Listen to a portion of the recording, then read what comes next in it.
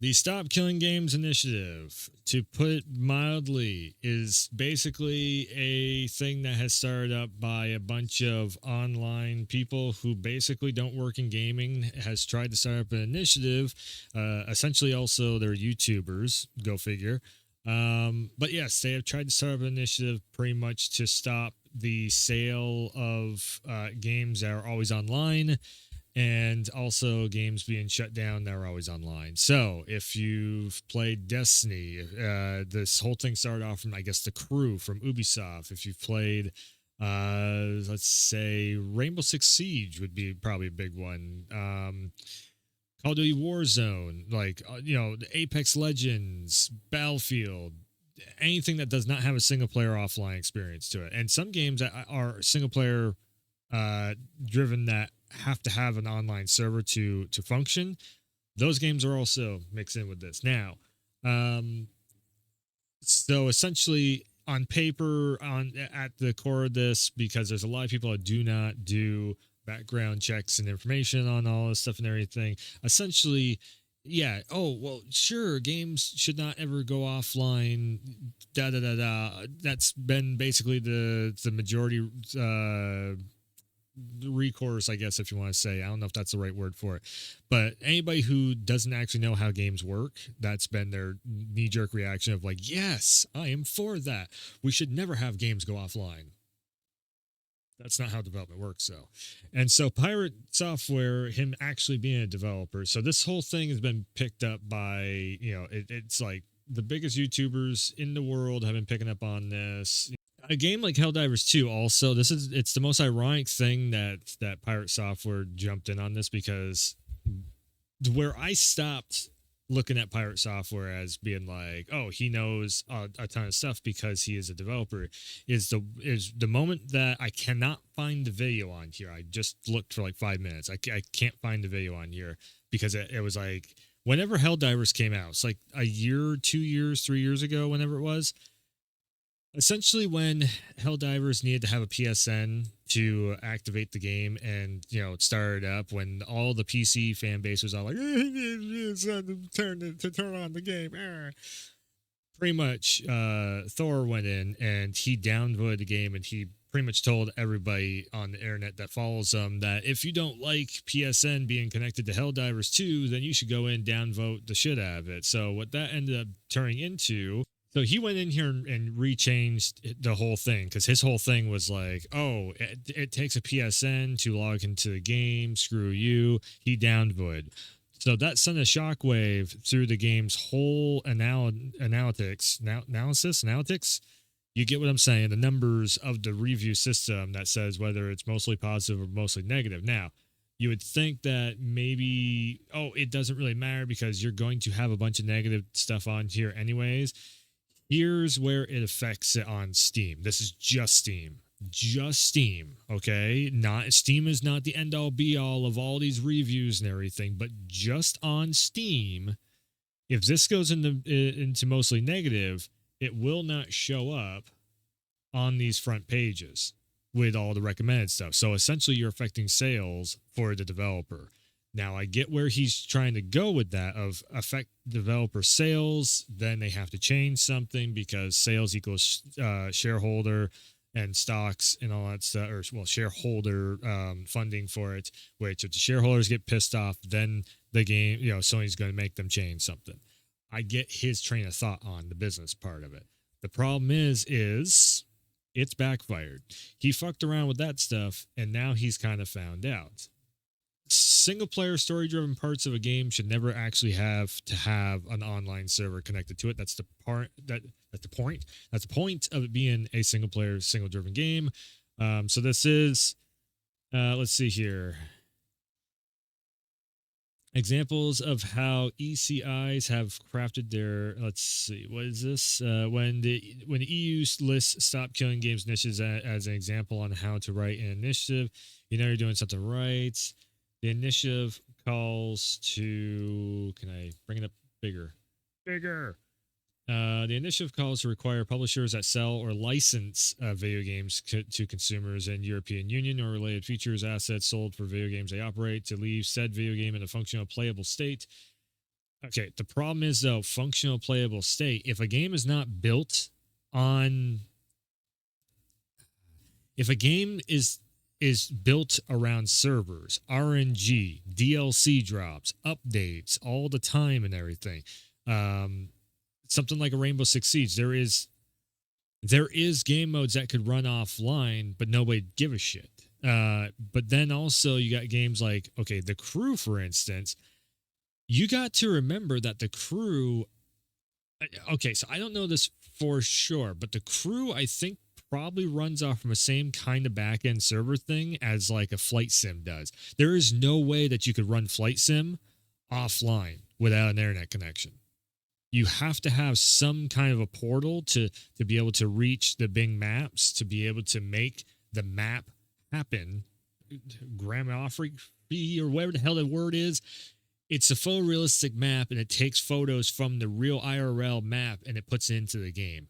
Now, the crew probably can run single player offline, because I'm pretty sure that map is fully made. But if you take some of these games, like Helldivers, for instance, where the whole battle comes from the server base, I don't see how that game could actually function, because the game itself wouldn't know what enemies to do, where to do the enemies and everything. Literally, all that stuff is on the server. So if they ever shut off the servers for Helldivers 2, that game is done. It's kaput. There literally is no back end built into the game. It is a game engine that runs off from server data that makes it asks the server data of, okay, so which parts of the U.S. for democracy and all that shit has been taken over by bugs. So if it can't get that data of this point, 1 million players have gone on and destroyed the bugs, and it's a green part of the map, I think, or something like that. And then, this part is in the red zone, this part's green, that one's red. If it doesn't have that information, it literally cannot populate the game. It has to run off from a server that way. God damn it, camera. So there is some games where this would work, but there is some games that it wouldn't. And that is something that PirateSoftware was talking about, which I'm like, yes, okay, I can agree with that. There is, he has worked around development teams. PirateSoftware worked in security. He's known a lot of developers. He knows how to code. He has made his own game by coding it, but he has not actually worked in the development team in the office of crafting the game engine. He has crafted the game engine, but it's a low tier game engine.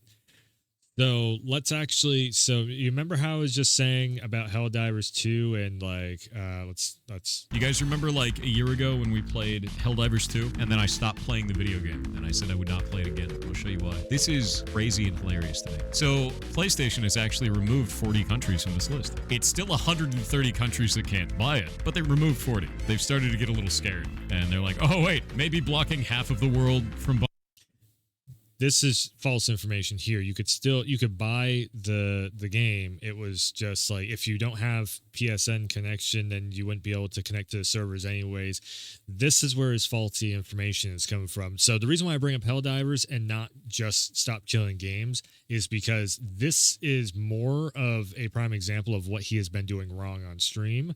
And I'm not trying to pile on to PirateSoftware of everyone else is on a hate train with him right now over the World of Warcraft stuff and all that. I don't give a shit about the World of Warcraft stuff. He has a big voice and he is talking about gaming stuff. I think both his take and Stop Killing Games take, I think they're both wrong in a way, in all honesty. Buying our video game is a bad idea, and they've decided to back down a little bit, which is good, but also just stop it. Just let people buy the goddamn game. You don't even require PSN for this game. Just stop. Can the Pope play Helldivers yet? I don't know. Let's see. Oh. Okay. So now, here's where the full circle moment comes from. After he has downvoted the shit out of Helldivers over on the Steam and everything. Where is it? And I don't see this on his actual thing, but apparently he posted up.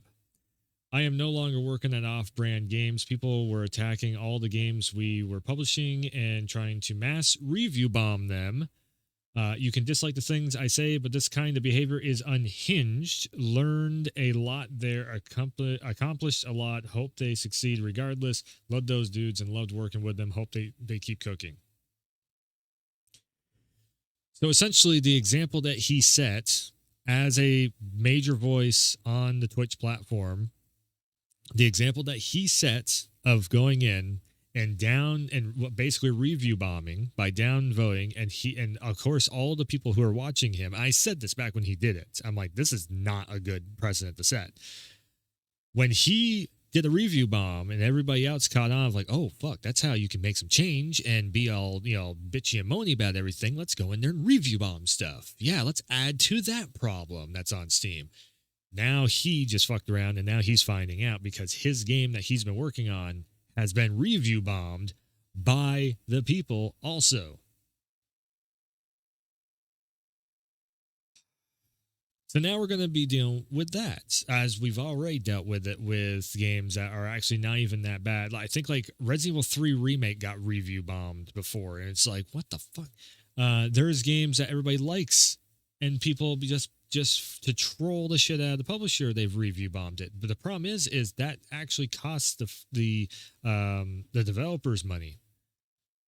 So if you guys don't remember, this guy was fully promoting the review bombing of Helldivers 2, not only promoting but using it as a way to boost his channel's reputation. Actually pretty funny seeing it being done back to him after he does something unpopular. I cannot find the clip of it, but I literally watched it live when he did it, and I don't think I've actually watched PirateSoftware stream since. In all honesty, after that, I think it might be just time to say happy I'm trails like an isolated bubble to you. The only time I go outside is to walk my dogs in the forest. I think it was about time I did that, because I don't really need that on the list. It's kind of like so I just dropped PirateSoftware off from Twitch. There we go. I've seen his stuff pop up. I've heard some good takes from his days in security and how there has been like a HackerCon and all that stuff, how there's been really dumb people in there. There's been some fun stories. Even like when he sat down with the guy who spams the spammers and all the hacking stuff. God, I cannot remember what his name is, but you know who I'm talking about. He wears the aviators, all that.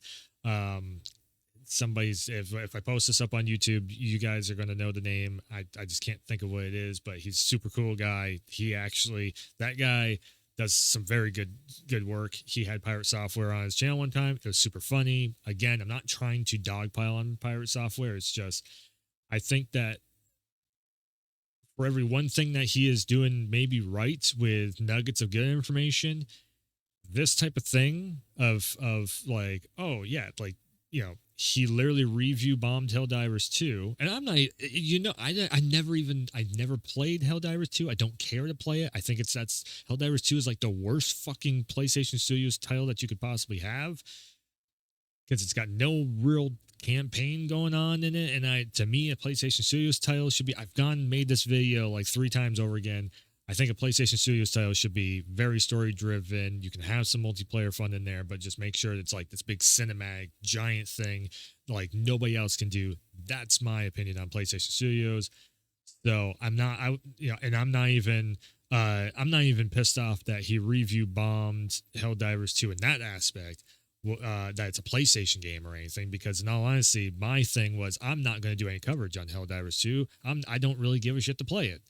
I really don't care to have it on my channel, because it's just like you blow up bugs and that's pretty much it. You blow up some Terminator looking assholes. That's pretty much it. So again, not coming from it of like PlayStation fanboy pissed off at PirateSoftware because he said something bad against Sony. No, I think it's really stupid all around of everybody throwing the shit fit about PSN connection, of PirateSoftware going in and review bombing. But this is, like I said, this is him. Yeah, after he fucked around, now he's found out, because now he is off the game that he's been working on. But for Super Earth, fuck PlayStation, you had to make a PSN account to play it on Steam. Exactly. It's just stupidest shit ever from the PC fan base. Yes, Pirate Software, you are lying. You said yourself off-brand games are getting review bombed because of you. Turns out they really, really aren't. That's a lie. Trying to spin this into something it isn't shows your power net behavior again, blaming everyone else, but mostly positive. I mean, this actually does look like a review bomb. What? Yeah. It had a good start and then it tapered the fuck off to where barely anybody wanted anything to do with it. That essentially, yes. Acting in bad faith. I can't take criticism. And again, I'm not here to dogpile onto Pirate Software and actually, what I am here for. So stop destroying video games. EU Citizens Initiative. The slow decay. So, how do we fix? How do we fix? We have games that are always online. In all actuality, how we actually fix anything that is making so much noise? Yes. Okay. And this is actually this actually needs to be brought up too.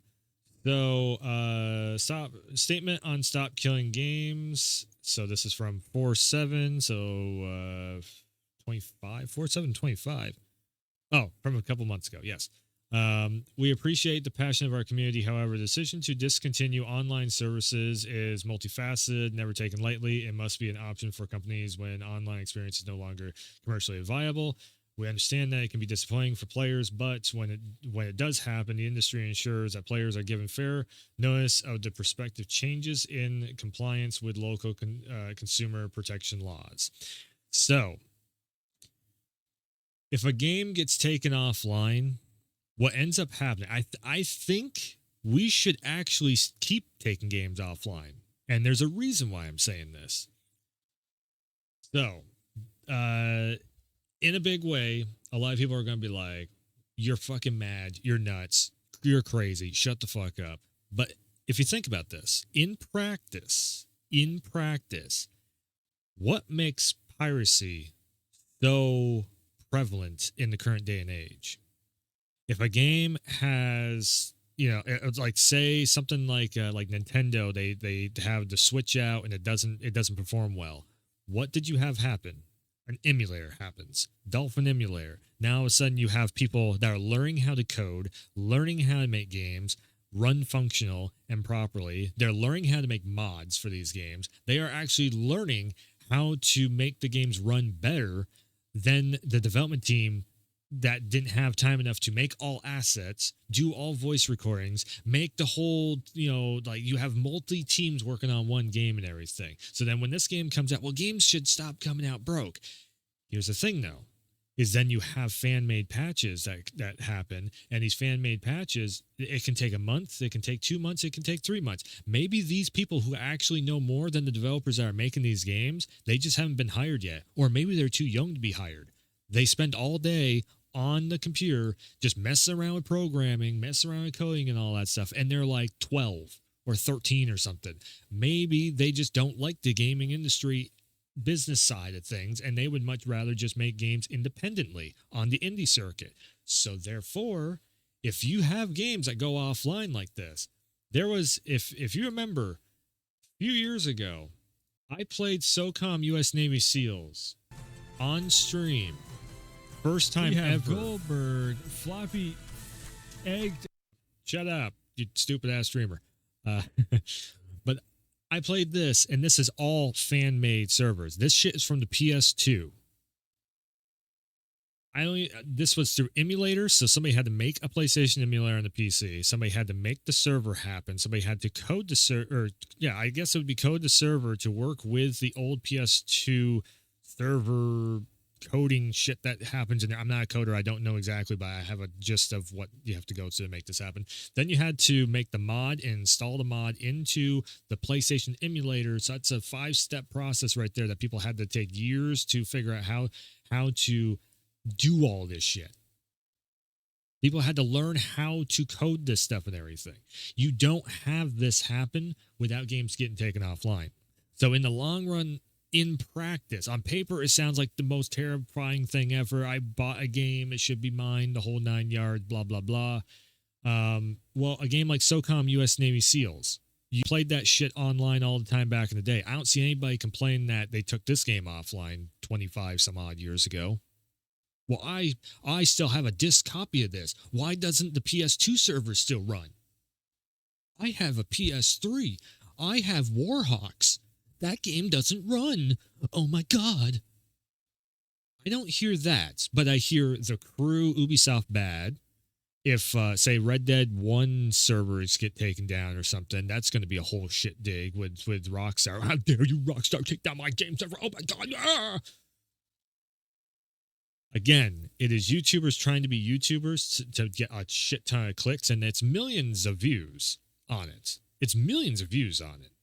And that's the thing. They're going to keep making these videos and everything, get people all riled up. The Stop Killing Games initiative. Peter, that's going to kill the entire live service industry. I just told you I've signed it, Thor. You don't have to convince me. So I saw Thor was pissed off about this. I've been called a pedophile, zoophile, rapist, corporate plant, degenerate, narcissist, and they attacked all the accomplishments over my life despite physical evidence to prove to the contrary. So I'm going to be honest with you. I hope that your initiative gets everything you asked for, but nothing you wanted. And I'll leave it there. I think this is really unfair by Thor. The people that did that were from Classic WoW. They weren't from Stop Killing Games. You should hope the Classic WoW servers get shut down, or they add in like Titan forging the Classic WoW. I don't think it was that big of a thing from Stop Killing Games. Apparently, a lobbying group has made a statement about Stop Killing Games. If anyone doubts how powerful the EU initiative can be, Video Games Europe, an industry lobbying group, has unsurprisingly come out against Stop Killing Games. And you know, this is also after we just went through a whole thing of, you know, the union strike stuff, the SAG-AFTRA stuff happening, where SAG-AFTRA basically wanted more money, and the actors are all scared shitless of AI taking over their jobs, which now they're starting to realize, because they've talked with the directors and everything, they're like, oh, that's not actually going to happen and all that. Before that, it was, you know, violence in games is going to make people go crazy. Then it was the people are playing too many video games and it's going to start making everybody unhealthy because nobody gets off their ass and nobody talks to one another. So then there's mental health issues and the whole 9 yards like that. And now we have this, once again, another initiative that's basically trying to tear the industry inside out. From the inside out, and eat itself by being like, well, you don't own anything. And the reason for that was because people are like, I want to own the game. I want to own the game. And every time we have this initiative, I want to own the game, then this prices on all the retro games goes up through the fucking roof because everybody starts selling them for 10 times the amount to make a ton of profit off from everybody's asses. Now that we have a lot of games that are basically up on freeware websites, which I literally can't show, or you do get in a little bit of trouble for that, now the prices have, you know, even back out again. So then what do you think is going to end up happening again when we have another initiative about owning games? You're destabilizing the natural order of things. Video Games Europe said in their statement, decision to discontinue online services is multifaceted, never taken lightly, and must be an option for companies when an online service is no longer commercially viable. Again, that's not even what people are asking for. People are not asking for you to provide online services forever. There is no reason why players can't play peer-to-peer. They're twisting it again. It's How many people... Okay, of all the people, so you have 1 million people that do signatures and whatnot. How many people actually will sit down and get a game running up onto a private server and do a peer-to-peer connection, like what Asmund is trying to say right there? I get the sentiment. Oh yeah, like, you know, we just want to have the ability to do it. You can already. You literally can already. They are never going to make a peer-to-peer server on a console. That's not how consoles work. If you want to do that, you go on the PC. This is the reason why there is not a whole lot of people who actually will set up a peer-to-peer connection and try and get in, you know, oh, let's do a, you know, have like a Discord. The way to do this shit, and the only way to do this shit, because I've seen this before, is so there's a certain streamer, I used to watch him all the time, and he wanted to get was it PSO 2 or whatever before they came out with like the remaster and all that shit. I think it was PSO, the original one, like it's a GameCube version of it or some shit. They wanted to play the original. I think they also just I think he and his buddies on stream also did it. Sorry, not Asmon, but somebody else I used to watch. They also did it for the original Monster Hunter. So what they did was they got their Discord server together. They made plans for one night. Everybody had to set up the game emulator, and somebody had to host a server. And that took about a month to get all put together. And then finally, because the person is a big streamer, they finally got it to happen. You think anybody, regular people, so you're talking to 0.0000001% of the player base of that game, set that shit up probably in a month's time. You think more than 50% of players are actually going to set up a PC and do like peer-to-peer on this shit? And this is where it's like, it's a good thought on paper, but that doesn't work. That it put in practice, that's not what happens.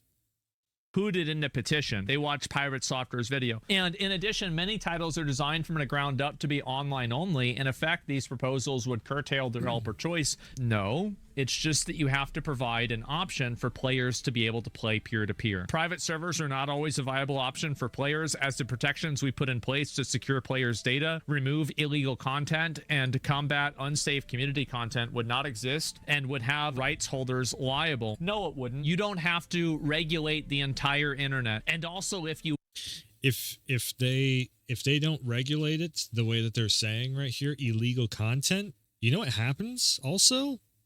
A lot of child shit happens where you have the younger ones jumping into these groups on an old game that they were watching some, retro player play. And they're like, man, I want to jump in on a group on that. Then you have the weirdos online that target kids and they jump in there. It's not regulated. So then they get away with crazy bullshit. So that's where the legal standing, if that game is still being licensed by some company out there and some bad shit like that happens, that comes back on the publisher. That comes back on the well, why wasn't the developers overlooking this game? Because we have no ties to that fucking game anymore. We have not had ties to that game in 25 years. It's like, no. But then shit like that can happen. And people got to remember the internet is full of bad shit. The positive shit is little. It's mostly all negative on the internet. So you're going to tell me that you want companies to be able to let this shit go online and everything when you have possible child predators that could jump into lobbies like that also? I don't know about that. Are, then maybe we should solve that problem too. How about we stop creating this apparatus of retardation that everybody has to fucking play gymnastics around because a bunch of lawyers want to make money? Cybersecurity argument? Oh yeah, let's go ahead and let's hear the cybersecurity argument from Sony. Oh no, Sony says that if somebody else is running it, your stuff might get hacked. Oh my god, imagine if that happened. Again, I wouldn't say it's even being hacked. I would say it's more or less on just you got so many people that get butthurt so easily. You got so many kids online nowadays and everything. Again, I think it's actually almost better if the servers do go down. So then it makes it twice as hard for all these bad actors to actually get on there. Because you think some child predator is going to go through the whole fucking works to get a peer-to-peer fucking connection to a server and all that stuff. Maybe if you have that weird... And the thing is, too, is like, if people get into a peer-to-peer server like that, it's normally a friends group. So you kind of know who is in there. Because it takes that much work to get everything set up. If we make it easier, then it's just going to create more... It's just more, trouble and drama shit going around all that stuff. So Billy Mitchell said that he was going to sue Thor, Donkey Kong himself. Oh, he's just insane. Okay, no, he did actually talk about it. I'll just send it over to my legal team. Whatever, man. Have fun. Yeah, everybody, bro, like people okay, suing bud. each other, getting into all this shit. Oh my god. Now that, suing this and that that doesn't need to happen. But again, this just seems like another initiative by a bunch of people who actually don't know how games are made. I won't even bring up the original channel that was making all this shit pop off either, because I think he's kind of just a whiny ass. He's just I don't even know what his name is actually to bring up his video.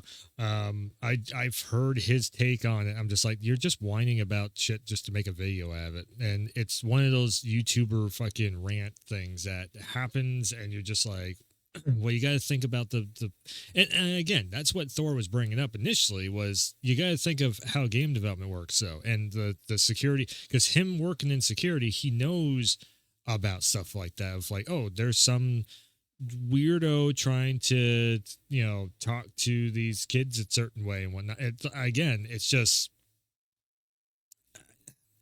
like regulation in the gaming space. I think it kind of does go a long ways, and it is kind of needed in that aspect. So then you so when I say that, I mean like band departments and all that stuff. Like there's a lot of band departments, like they do a good job at keeping people from hacking games so they stay competitive, or if somebody's being a very big weirdo in the chats, like the text chats, they can stop that shit from happening. Maybe illegal sales or something where people hack something, and the whole 9 yards, like that stuff. Or hey, if you buy this pack of DLC, whatever the fuck, crystals or space bucks or whatever, then I'll give you half price for it. And they never give them the space bucks at all. They just take the money and run. That shit's illegal, and that shit needs to be regulated. So if you take a game and they're not there to regulate, like that stuff, you're going to have so many bad fucking things on the back end happen. That the people are just going to get away with. It's going to become the Wild West with all these, because there's so many games that are always online now. And let's be honest, when a new game actually functions and is fun and is always online, people don't give a shit. They're logging in every single day. They're getting their daily login stuff. They're getting their fucking, they're throwing down like $10-15 to buy a couple of cosmetics and whatnot, or maybe a battle pass or something.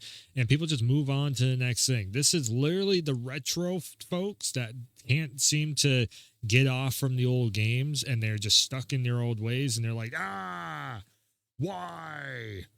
They don't want to move on to anything new. They had that one COVID period or some shit where they're just like, imagine when the servers go down for Among Us and people are going to be like, no, I bought this game. Oh, it's going to be the same shit with that too. So anyways, yeah, this is, again, it's just another one of these things that the internet starts to rant on and on about, but this time it got picked up. And in all honesty, like I said, I think Thor, he's had some good points, like very good points, but yes, he has gotten kind of an ego since he's gotten bigger, and that's turned into like, I wouldn't say he's wrong on the developer side of things so much, because there is a lot of misinformation that's going around with all these videos and everything. There's a lot of bias ass opinions that are happening with all these videos and everything. But I can't also get behind Thor just because I have seen his actions of trying to review bomb something just because he disagreed with it. So again, I think everybody's in the fucking wrong on this. And I think that's, we end up having this happen every year. There's something where like the YouTubers and some of the live streamers, they have this biased opinion. It starts up a tidal wave of nonsense. When we already have certain things already happening. Like I said, the SAG after stuff was a lot of nonsense bullshit also. And that stuff too is just people's knee-jerk reactions. They're overreacting about AI is going to take all of our jobs, even though directors really they wouldn't. If you actually listen to a game director, they don't care to work with AI as much as maybe they might just do little pickup lines or something using AI, so somebody can go to their next project instead of having to come in for an hour, rush through the project, do something that's half-assed, and then go on to and then run down 3 hours away down to the next studio in LA to do that. No, it's like we can just do it with AI. We can just patch up whatever we need to patch up and whatnot. I got a whisker right there. It keeps bugging me. But yeah. Anyways, this is just, again, real talk point, just trying to break down what the hell is going on with all this stop killing games bullshit. And